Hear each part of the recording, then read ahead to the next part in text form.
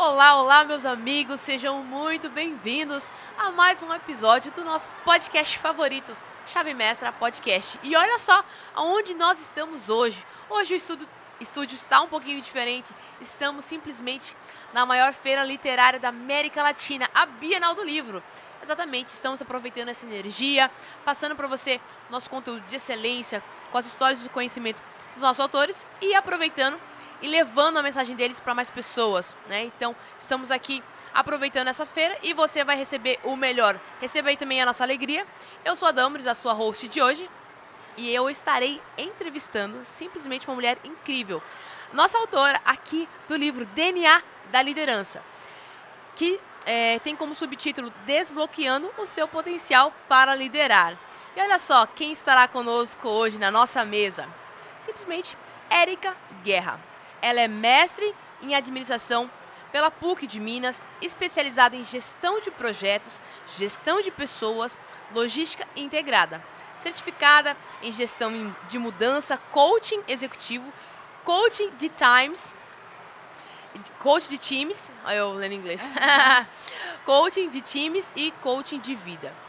Especialista em recursos humanos e por mais de 15 anos em multinacionais. Então, gente, você se prepara, pega aí, como eu sempre falo, o seu papel e a sua caneta, porque se você só ouvir, vai perder muita coisa, mas se você anotar, vai virar um aprendizado. Então, vamos embarcar e aprender como que a gente consegue, como nós podemos nos tornar líderes melhores. Seja muito bem-vinda, Érica. Muito obrigada, para mim é uma honra estar participando aqui desse podcast incrível, que com certeza tem trazido vários autores, que traz conhecimento, transformação e muita coisa que a gente nem imagina em relação ao que a gente tem de oportunidade, né, para as pessoas que estão ouvindo. Então quero dar bom dia para todo mundo e dizer que essa energia que está aqui é uma energia incrível. Estou muito animada para participar aqui com vocês. E eu gosto sempre de agradecer, Érica, pelo seu sim para o livro, porque poucas pessoas têm essa oportunidade e menos ainda aceitam. Verdade. Então, parabéns aí pela coragem. E eu quero saber, queria que você se apresentasse um pouquinho mais. E como foi para você essa oportunidade do livro? Você já tinha pensado nisso? Já tinha escrito alguma coisa? Ou foi pega de surpresa? Eu sempre trabalhei em empresas, desde quando eu me formei em administração. E desde estagiária, antes de eu me formar, até virar gerente, eu sempre estive no mundo corporativo. E toda a minha formação profissional foi dentro de empresas. Então a minha mentalidade era muito fechadinha para o trabalho, para trabalhar, né? Ir trabalhar de manhã, voltar para casa à tarde. E isso estava muito dentro de mim. Mas eu confesso que nos últimos anos que eu estava no mundo corporativo, eu comecei a despertar um pouco para, quem sabe, escrever um livro. E eu participei de um evento uma vez que a pessoa que conduziu, ela me instigou a isso. Por que não participar de um livro, fazer um livro, escrever o seu livro? Sim. E eu fiquei com essa sementinha no meu coração. Mas o tempo foi passando, e eu entrei um pouco mais no digital. Eu saí do mundo corporativo e comecei a enxergar o que estava acontecendo ao meu redor, porque até então eu estava muito olhando para dentro da empresa. E esse olhar para fora foi me trazendo as oportunidades. Sim. E uma das oportunidades foi o livro. Então, quando chegou para mim uma mensagem, Érica, você quer participar do livro? Eu já estava produzindo conteúdos para lideranças na internet. E para mim foi uma surpresa muito boa, que se encontrou com a sementinha que estava já no meu coração. Quem sabe essa não é a oportunidade que chegou até mim por causa do meu desejo, que eu estava pensando e refletindo, amadurecendo em relação a escrever um livro. E eu confesso que quando eu olhei para essa oportunidade, eu pensei, escrever um livro é difícil demais. Mas escrever um capítulo me pareceu um pouco mais fácil. E eu aceitei esse desafio por causa dessa vontade que eu já estava tendo com essa sementinha que foi plantada. Então, a oportunidade de escrever o livro chegou para mim já com uma semente plantada e um desejo que já estava sendo ardente. Então, foi a oportunidade encontrando a preparação, sabe? E eu realmente aceitei como um desafio e uma coragem, porque eu nunca tinha escrito um livro sem ser um livro acadêmico, que é a dissertação de mestrado, outros trabalhos, né, acadêmicos. Foi um desafio muito interessante, mas também muito rico para mim. E é bem diferente a escrita de algo acadêmico, que é mais científico, e trazer aqui um pouco mais o conhecimento empírico, que é mais a sua vivência, as suas experiências, né? Eu acredito que seja mais leve. Sim e não. Sim e não? Por que sim e não? Primeiro, pensando no tamanho do capítulo e no que a gente tem para falar, você pensa assim, acho que eu não vou conseguir atender o tamanho. E aí eu comecei a escrever, fui escrevendo. Na hora que eu olhei, eu falei, agora eu tenho que tirar um monte de coisas. E como que eu reduzo isso para passar a ideia, para trazer uma visão de início, meio e fim, né? Então parece fácil, mas não é fácil. Não é um outro tão desafio. Simples, é um outro desafio. Mas depende também do nosso nível de maturidade para escrever, né? Sim. E aí, quando eu terminei de escrever, entreguei, me deu uma satisfação muito grande. Falei assim, poxa, eu consegui, né? Consegui fazer esse capítulo. Mas hoje, quando eu pego o livro e eu leio o meu capítulo, eu penso, nossa, eu acho que hoje, a Érica de hoje escreveria um capítulo melhor, mas era aquele momento que eu estava vivendo e foi o melhor que eu pude fazer. E agora eu já estou até pensando, né, em outros livros, escrever o meu livro inteiro, né, com o trabalho que eu estou desenvolvendo hoje. Então a gente vai crescendo e evoluindo um pouco também no nosso desenvolvimento. Essa é a ideia da coautoria, é dar o primeiro passo, é sair daquela inércia. Como é que faz? Como que publica um livro? Como que é a impressão? Todo esse trâmite, agora você já sabe. Então, para os seus próximos livros, que podem também ser livros de coautoria, como também o livro solo, você já está muito mais preparada. E sem contar que todo o processo é uma emoção. E estar junto com outras pessoas traz riqueza também para o processo, né? Porque a gente faz networking, conhece as pessoas. O dia do lançamento, aquele dia incrível, né? Que a gente mobiliza e vai lá e traz as pessoas e se prepara para aquele momento e volta para casa com os livros, né? E eu tive tanto receio quando eu comecei o processo, porque a gente fica com 60 livros, né? E eu pensei assim comigo, pensando no meu desenvolvimento naquele momento, porque eu falei, eu não sou vendedora, como que eu vou vender 60 livros? Parece muito, né? E eu fui uma das que vendeu mais rápido, conversando com as pessoas. Aí todo mundo, eu ainda tenho 30, ainda tenho 20, falei, gente, eu não tenho mais nenhum, eu já vendi todos os livros. Então, até isso me trouxe um aprendizado e um desenvolvimento grande, uma mudança de mentalidade mesmo, né? Para ver que eu sim posso me desenvolver em outras vertentes que não só do trabalho que eu sempre executei a vida toda, né? Então, para mim foi um processo incrível de aprendizado, de desenvolvimento, de crescimento em todos os aspectos, todos os aspectos. Você também se descobriu vendedora. Me descobri vendedora. Agora eu quero vender tudo. E isso também é um ótimo teste para o seu livro solo, porque a tiragem do livro solo é maior, entendeu? Então é diferente você vender 100 exemplares e vender 200, 500 exemplares. Só que agora você já testou o seu público comprador e você já testou a sua relação com as vendas. Então, para você, vai ser normal quando você tiver o seu livro solo, né?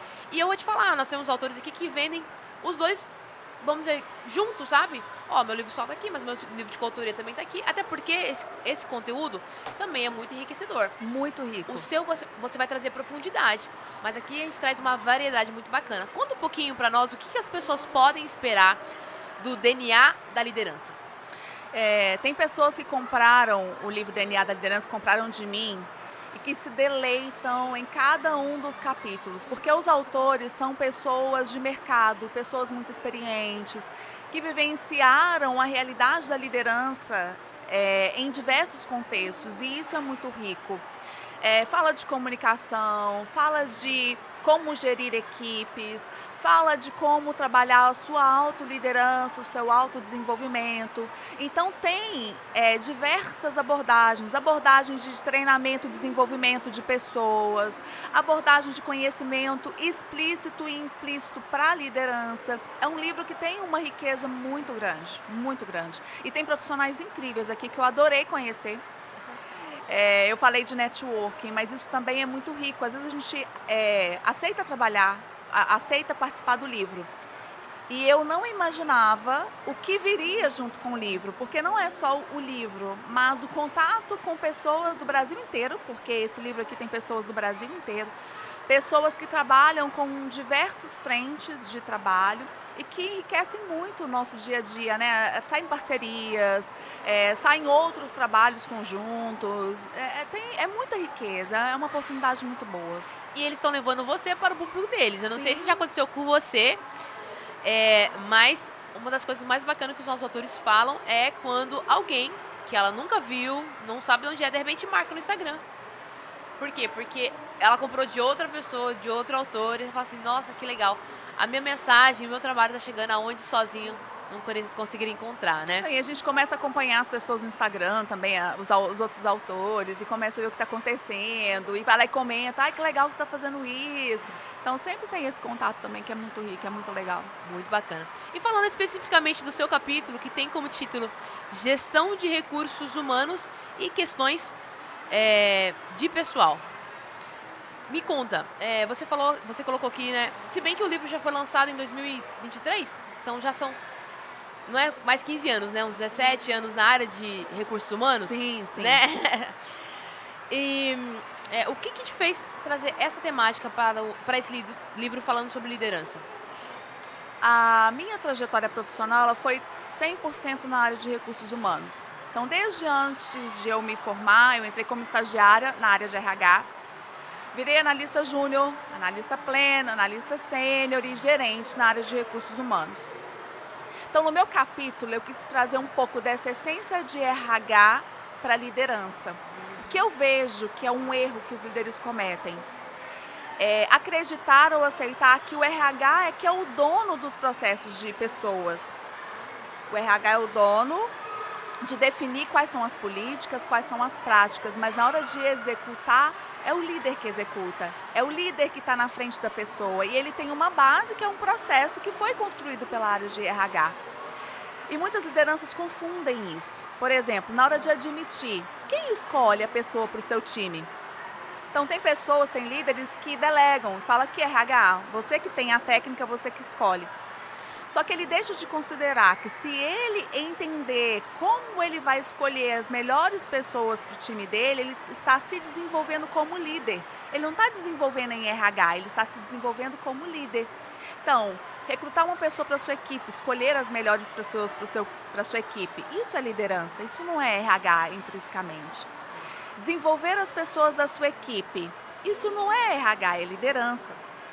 Apesar de que a técnica pode estar com RH e você pode aproveitar dessa técnica para trazer esse conhecimento. Fazer um bom feedback com a sua equipe de desenvolvimento, com as pessoas da sua equipe, isso não é RH, isso é liderança. Fazer um desligamento de alguém é um momento tão desafiador, tanto quanto receber, fazer um momento de saída. Isso também é muito desafiador, porque às vezes a liderança, o líder que está desligando alguém, ele acha que não precisa ter mais cuidado com a pessoa porque ela está saindo. Deveria ter tido cuidado na hora de treinar, na hora de dar um feedback, na hora de fazer a pessoa crescer, mas não. Precisa ter esse cuidado sim em cada uma das etapas, mas o desligamento também é um momento importante. Aquele cuidado de vou fazer seu desligamento da empresa nesse momento, já é um momento delicado, não é um momento agradável. E se o líder tiver esse cuidado, ele vai cumprir esse papel, porque a pessoa vai sair sabendo que ela foi cuidada até o momento que ela está saindo, né? E não ser aquele momento de estresse. Então, o meu capítulo eu quis trazer um pouco disso, de qual é o papel da liderança quando ele faz processos de RH e que para ele é importante aprender ou usar desse momento como aprendizado para ele trazer para o seu dia a dia.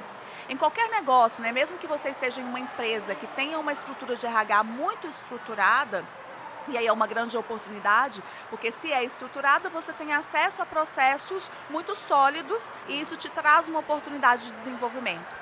E se o líder não trabalha em uma empresa que tem processos estruturados, ele também tem a oportunidade de absorver esse conhecimento e colocar isso no seu dia a dia de líder e não delegar. Então eu trouxe isso no capítulo de que se o líder aproveitar de cada um dos processos para trazer esse aprendizado, com certeza ele vai ser um líder muito mais preparado, um líder muito mais efetivo e que vai saber o que está fazendo e o que ele quer do que ele está fazendo. Quando ele contrata, quando ele treina, quando ele desenvolve, quando ele dá um feedback para alguém fazer uma correção de rota e até quando ele demite. E se ele tem essa segurança e ele sabe o que ele está fazendo, ele está praticando a liderança e não o RH. Então eu trouxe um pouco dessa visão e desse viés a partir da minha experiência. E aí deixa eu só fazer um adendo aqui. Eu sou profissional de recursos humanos, né? Sim. Mas além da visão de RH que eu tenho, que é uma visão sólida, consistente pelas empresas que eu passei, são empresas de grande porte, todas muito bem estruturadas, eu também vivi a liderança do outro lado, que é de líder, de vivenciar ser líder. Então, eu trouxe também no capítulo um pouco desse olhar, não só de RH, mas também de vivenciar líder. Outro lado da moeda. Sendo líder. Estando com as pessoas, não como RH, mas como líder dessas pessoas. E eu quis trazer um pouco disso, né? Do que faz diferença realmente para uma liderança. Para você ter uma ideia do que eu estou dizendo, eu trabalhava com RH, em algum momento, né, do meu desenvolvimento, sei lá quantos anos atrás, 10 anos, 12, 13, não me lembro mais, eu precisei contratar uma pessoa para trabalhar na minha casa. E aquilo me gerou tanta ansiedade, porque eu não sabia como que eu vou selecionar a melhor pessoa para ir para minha casa trabalhar. Quais perguntas eu tenho que fazer? O que é importante eu observar?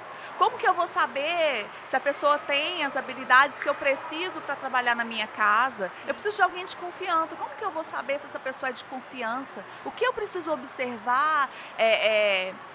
Perguntar ou pedir de referência, o que eu vou perguntar para a pessoa, para a referência que ela me der, que vai me mostrar que eu estou fazendo a escolha certa. Então são dúvidas que eu tinha naquele momento, que hoje eu sei como fazer e que eu vejo que a liderança precisa, inclusive para selecionar as pessoas para o time. Com certeza, eu acredito que seja primordial esses detalhes. E eu fiquei aqui pensando, eu acredito que, me corrija se eu estiver errado, mas parece que a maioria dos líderes, eles não tem essa abertura para esse aprendizado. Na prática, o quanto que você tem encontrado pessoas que estão dispostas a vivenciar esses processos, né? Estar mais próximo do RH, não delegar, não deixar com eles, mas tomar e falar, não, realmente eu preciso aprender, eu quero estar junto. Você consegue me passar assim? Porque na minha cabeça, a pessoa tem que ter muita humildade para fazer isso. E a humildade é um processo de autoconhecimento, ela tem que passar por algumas etapas. Eu vejo, na verdade, muitos líderes, e que eu escuto também, muitos líderes arrogantes, que não estão prontos ou não querem esse aprendizado, querem apenas, realmente, não, vou fazer o meu, você faz o seu, e que seja, e vai dar certo, vamos dizer assim. Eu não sei se vontade, tá? É porque tem vários aspectos, né, nessa questão. Quero te ouvir. Eu vou te falar um pouco do meu pensamento. Eu acredito que é uma baixa consciência do conhecimento ou da habilidade que ele precisa como líder. Isso tem muito a ver também com a cultura da organização. O que a empresa valoriza ou o que os níveis acima valorizam, e a pessoa que está no nível abaixo, ela entende aquilo e ela vai se comportar para atender a necessidade da empresa. Se ela tiver uma boa leitura de cenário, ela vai se adaptando ali, mas sempre para atender essa necessidade que a empresa coloca. E uma das missões que eu tenho, ou propósito, é de trazer um pouco desse nível de consciência do que é importante o líder ter. Por isso da minha escolha em relação a mostrar que mesmo em um processo de RH, o líder tem muitos aprendizados e que são muito importantes para ele, para lidar com as pessoas no dia a dia, sabe? E esse nível de consciência, ele vai acontecendo ao longo do tempo. Então, se todo mundo se comporta daquela forma e ninguém questiona, quando vai selecionar alguém, o que ele quer? Ele prefere que uma pessoa que é especialista em recrutamento e seleção, geralmente uma psicóloga, tem administradores que fazem também, tá? Eu sou administradora, eu faço processos seletivos. Ele vai falar, não, Dâmara, se você sabe fazer processo seletivo, você é psicóloga e você tem todas as técnicas, por que eu vou fazer? Eu não sei fazer isso, então eu prefiro que você me traga o meu candidato, eu vou fazer uma entrevista, se eu gostar, tá feito. E ele não percebe a oportunidade que ele tem de se desenvolver cada vez mais para ter habilidades, para encontrar as pessoas certas para o time dele, de acordo com o que ele acredita, com o nível de conhecimento, com o nível de habilidades. Então, para mim, é muito mais uma questão de ampliar a consciência desse profissional do que a questão de não querer ou de não estarem dispostos. E também o reforço do ambiente que ele está. Se a empresa valoriza muito que ele responda só pela parte técnica do que ele faz no dia a dia, ele vai se reforçar cada vez mais para isso. E eu tive uma situação que eu vivenciei, que eu fiz um lançamento digital de um produto de liderança. E uma pessoa me procurou e eu estava muito com uma abordagem de liderança inspiradora, de uma liderança que desenvolve as pessoas, que inspira as pessoas, que realmente deixa uma marca na vida das pessoas que ela lidera. E aí foi um profissional, ele me chamou e mandou uma mensagem e falou assim: Érica, isso que você está falando não existe. O que as empresas querem mesmo é que você faça o seu trabalho e dê resultado, é só isso. Ninguém está nem aí para as pessoas. Essa é a realidade que ele vive. Não está certo ou está errado, é a realidade que ele está vivendo. E realmente, quando a gente olha para as empresas, muitas entram com essa abordagem, mas não é na fala, é em como a empresa faz as coisas. Porque a cultura, ela não é o que está na visão e valores, né? É o que as pessoas fazem no dia a dia. Isso Sim. é o que fica reforçado. Então, se todo momento a empresa ela manda essa mensagem de que para ela é muito mais importante o que você faz para ter resultados do que como você lidera e gerencia as pessoas, é isso que vai ficar marcado, sabe? E aí as pessoas passam a não acreditar e começam a acreditar que cuidar das pessoas, desenvolver, fazer uma admissão bem feita, estar ali no dia a dia gerenciando e promovendo o desenvolvimento de cada um dentro do time pelo que ele tem de melhor, não tem efeito nenhum, porque no final do dia a empresa só quer que você dê resultado. Então, por um lado, eu poderia falar, não, sim, Dâmara, eu acredito que as pessoas realmente têm má vontade ou têm uma arrogância em relação à liderança, são arrogantes, mas eu prefiro acreditar que elas não têm a consciência do que realmente é mais importante e do que faz as pessoas quererem trabalhar com você e terem orgulho de trabalhar com você e de darem o melhor que elas têm, que elas podem, mas não é porque elas têm que receber o salário no final do mês. É porque elas querem contribuir com o que elas têm de melhor, elas sentem que elas são produtivas, elas sentem que elas têm uma contribuição ali naquele time pelo que elas são, mas não é pelo que a produtividade que ela dá para o resultado da empresa, sabe? Sim. É claro, todo mundo começa a trabalhar porque precisa do dinheiro. Todo mundo. Ninguém vai falar assim, eu não preciso trabalhar e vou trabalhar. Não, você tem essa... muitos de nós temos essa motivação, que é o dinheiro, mas à medida que o tempo vai passando, o dinheiro ele vai ficando secundário. Aquela necessidade básica, olhando a pirâmide de Maslow, ela é atendida, você já paga as suas contas, aí você começa a querer um pouco mais. Sim. E esse querer um pouco mais é papel da liderança promover nas pessoas. E muitos não têm essa consciência de como realmente desenvolver, promover esse engajamento do time, promover um time produtivo, que tem uma performance além do necessário. Enfim, é isso que eu acredito. Tá? Não, mas agora fez muito sentido, porque eu acredito que esse olhar de fora, de que o líder não está querendo, é superficial. O que você nos trouxe é o que está por trás dessa superfície, é o quê? Ele não tem consciência sobre isso ainda. Então, como que a pessoa vai querer uma coisa que ela nem sabe? Então, você foi perfeita na sua exposição. Eu trouxe muita clareza. E você falou que você viveu essa liderança também. Você passou por esses perrengues que normalmente os líderes passam, né? Qual que é as maiores dificuldades que os líderes encontram e quais desafios que você conseguiu superar, né, na sua vivência como líder? É muito interessante essa experiência que eu estou vivendo aqui na Bienal, porque ontem eu fiz a palestra. Sim. E eu trouxe um pouco disso da minha história e eu revivi. Sabe aquela sensação, aquele sentimento? Nostalgia. Eu revivi alguns momentos da minha liderança e agora me veio já esse sentimento, sabe? O que acontece? O que eu acredito? Que o líder, quando ele promove, sei lá, um diretor, um gerente geral, ele promove alguém a uma posição gerencial, a uma posição de coordenador, ele tem o papel de desenvolver, de pegar a mão dessa pessoa, mesmo principalmente quem nunca vivenciou uma liderança na vida, pegar na mão e falar: vem cá, eu vou te ajudar a passar por esse caminho para você entender o que é ser líder, entender qual é o seu papel, entender o que você precisa fazer, entender quais são as dificuldades que você vai vivenciar, e eu vou estar com você. Esse para mim é o mundo perfeito, que não vou falar 100% não, que eu posso estar sendo muito injusta, mas que em 95% das pessoas eu não vejo acontecer. E eu não vou falar 100, mas eu nunca vi ninguém que tivesse tido um líder que o promoveu ou que o contratou, que tivesse esse tipo de postura de desenvolvimento e de acompanhamento. E olhando para a minha história, foi exatamente isso que aconteceu comigo, que acontece com 95% das pessoas. Eu assumi uma posição gerencial de uma equipe sênior, híbrida, que ficava espalhada pelo Brasil. Num primeiro momento eu achei que eu sabia 100% do que fazer, porque eu era da área de RH, né? Te contei há pouco que eu era da área de RH, já tinha vivenciado RH em diversas esferas, eu orientava líderes, Sim. eu direcionava lideranças, ou seja, eles pegavam conselhos comigo, olha, eu tinha toda coisa. E quando eu assumi a posição gerencial, eu vi que não era bem assim. No primeiro momento eu achei que eu estava fazendo tudo certo, porque eu sabia, eu tinha o conhecimento, mas eu não tinha o conhecimento aplicado.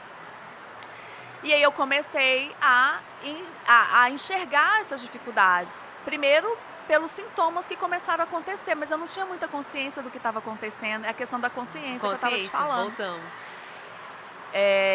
E tudo se manifestava em problemas com a equipe, as pessoas pediam para sair, eu só ficava apagando incêndio, eu ficava muito sobrecarregada, começava a trabalhar muito cedo, parava de trabalhar muito tarde e não conseguia ver resultados palpáveis, né? Aí as pessoas começam a ficar desmotivadas, aí o resultado não acontece, o clima fica um clima ruim. Eu ficava impaciente com as pessoas, porque as pessoas não faziam as coisas do jeito que eu queria que fizesse, mas ao mesmo tempo eu queria que fizesse do jeito que eu faria, né? Então são várias habilidades que eu fui vendo que eu não tinha e que eu precisava desenvolver. E isso me trouxe uma marca muito grande. A marca, primeiro, de me sentir incompetente na posição gerencial, e de fato eu era, porque eu não tinha ainda desenvolvido as competências, que é outro nível de consciência também. Com certeza. Às vezes a gente acha assim, não, vai me chamar, você está achado como incompetente e isso é um problema, mas na verdade é a realidade, eu era incompetente e eu precisava desenvolver essas competências, e competência é desenvolver habilidades. E aí, ao longo do meu desenvolvimento, eu comecei a ter um pouco dessa consciência de que eu precisava me desenvolver, e eu fui atrás desse desenvolvimento. Foi muito sofrido no sentido do tempo, porque demorou muito tempo para que eu desenvolvesse essa consciência e desenvolvesse as habilidades. E hoje o meu propósito é levar isso para lideranças, de acelerar um pouco esse processo de desenvolvimento para que não haja sofrimento. Eu tenho um mentorado que hoje ele está numa posição de liderança em uma grande empresa aqui do Brasil. E em uma conversa com ele, ele falou: nossa, Érica, mas tá sofrido para mim, eu estou sofrendo com esse processo, acho que eu não tenho que ser líder. E o primeiro questionamento que a gente vê quando a gente não tem a competência é justamente esse, de achar que a gente não tem a capacidade. E ontem eu falei, não é pra mim. Será que liderar é dom?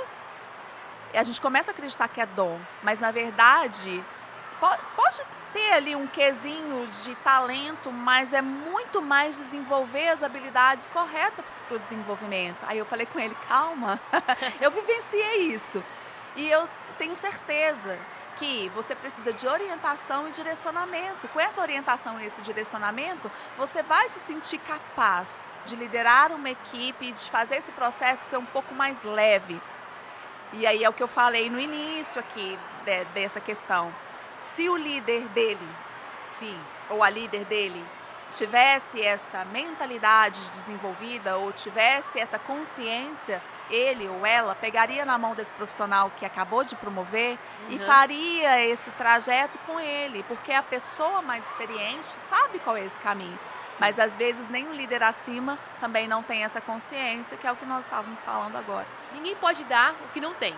Então, se o líder maior não tem, não passa para o líder sublíder e, consequentemente, as pessoas também vão ficar presas ali, né?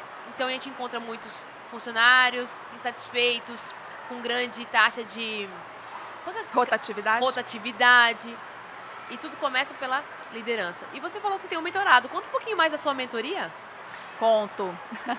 Depois de todo esse processo que eu vivenciei, né, e eu saí do mundo corporativo, eu comecei a olhar como que eu poderia contribuir para a vida das pessoas, os profissionais, pegando um pouco da minha experiência, da minha vivência.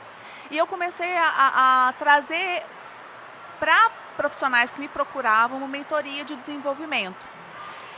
No início desse processo, eu ia muito pela demanda do que eles estavam me trazendo como necessidade de desenvolvimento. Mas hoje eu estou direcionando o desenvolvimento por meio de uma metodologia que eu desenvolvi, direcionada para líderes, gerentes que estão iniciando na posição gerencial, para eles focarem no que é realmente importante.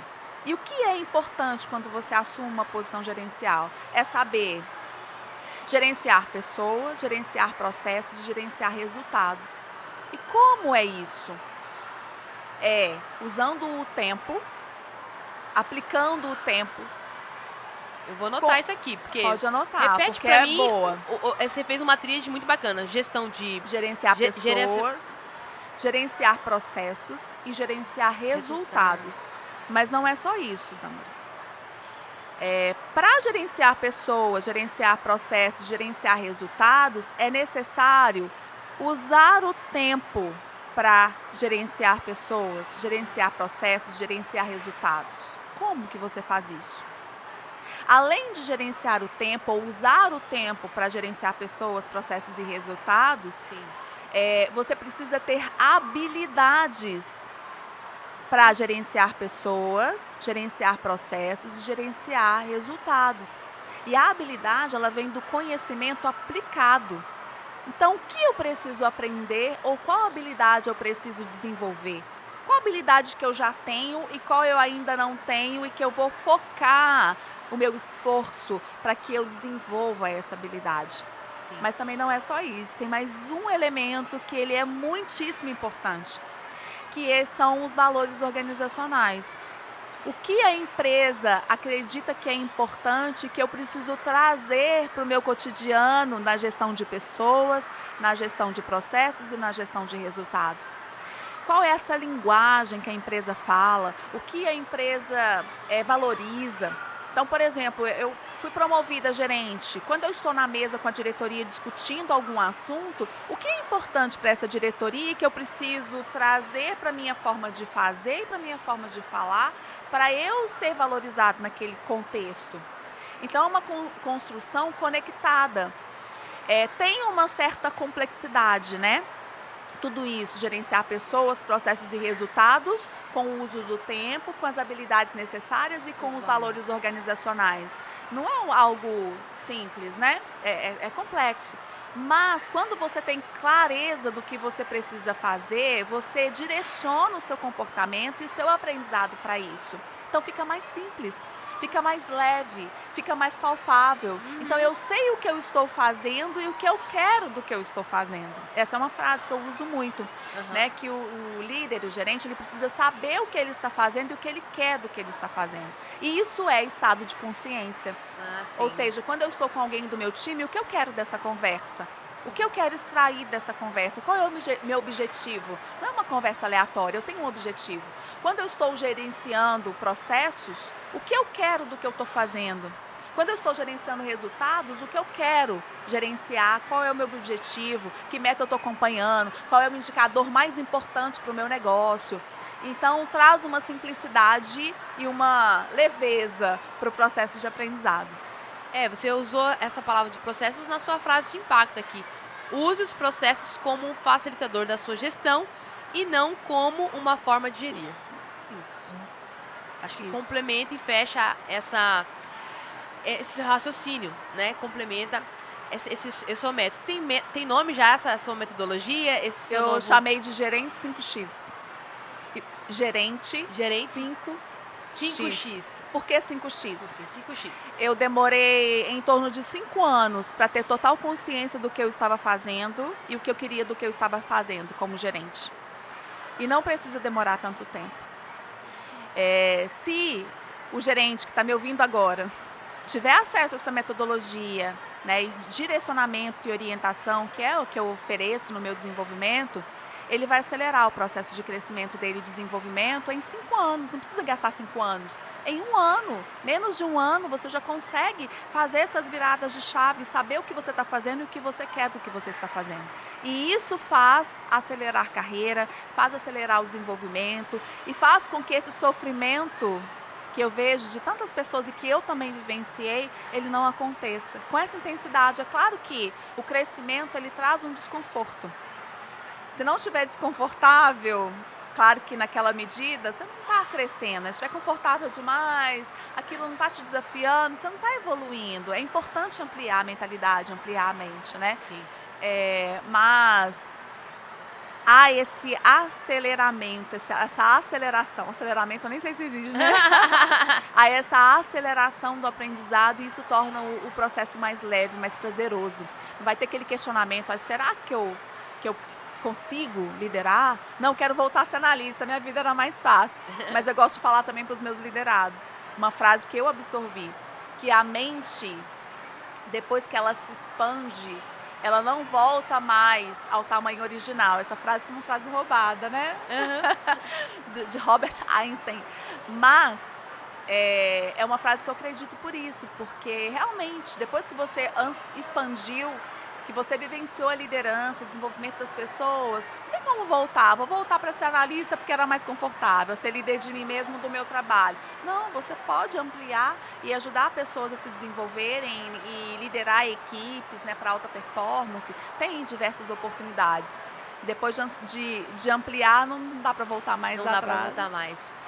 E o que você falou é muito real, porque a gente tem uma trilha de aprendizado. Mas se eu aprender com alguém que já sabe, eu vou chegar lá muito mais rápido. Então fica aqui o nosso convite para você.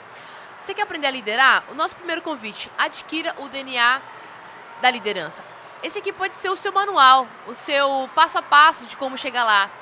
Mas isso aqui você vai estar fazendo sozinho. E se precisar de um acompanhamento, de alguém que já passou por diversas situações na prática, que é o que você falou. A teoria eu já sabia, mas eu precisei vivenciar. E hoje você consegue ajudar, você descobriu o seu propósito, está conseguindo fazer isso com excelência. Fica o convite, nós vamos deixar o Instagram aqui da Érica na descrição. Se conecte com ela, com certeza você vai avançar muito na sua carreira e sendo primeiramente líder de você mesmo com a ajuda dela. Também eu falei uma coisa, eu quero corrigir. Eu falei Albert Einstein. Ele deve estar revirando. Falou, o que a Érica falou, meu Deus? Albert Einstein. E o pior que nem eu captei aqui. Acertou o Einstein, já tá meio a meio. A minha mente falhou aqui agora. E Érica, pra gente fechar já esse podcast com a chave de ouro, eu queria que você liberasse uma chave. Você já deu várias dicas, vários direcionamentos, mas o que as pessoas não podem sair desse episódio de hoje sem saber? Se elas, de todo esse conteúdo, precisa ficar com uma coisa latente na mente, qual seria essa chave? A chave você precisa ter consciência do que você está fazendo e o que você quer do que você está fazendo. Se você não tem, você está perdido no processo. Então, seu objetivo é saber o que você está fazendo e o que você quer do que você está fazendo. Isso é ter consciência em relação ao seu papel e aquilo que você quer imprimir onde você está. Sensacional. Sensacional. Pessoal, por favor, salva de palmas para a Érica Guerra.